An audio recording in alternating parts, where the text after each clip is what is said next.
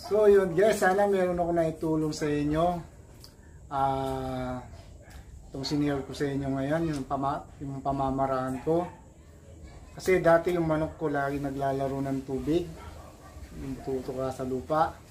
At nag-research ako kung ano yung problema niya. Kaya yun nga, kulang siya sa mineral. Yung manok ko lagi tutuka sa tubigan niya. Ibig sabihin guys, binabanlawan niya yung tinutuka niya sa lupa. Kinukuha niya yung mga stone na natuka niya. Lunukin niya yun at yun ang magiging ngipin niya pantunaw sa mga kinakain niya. Kaya nung na-discover ko yun, naghanap ako ng mga, yun nga, yung redstone na yun, nabibili yan sa poultry supply.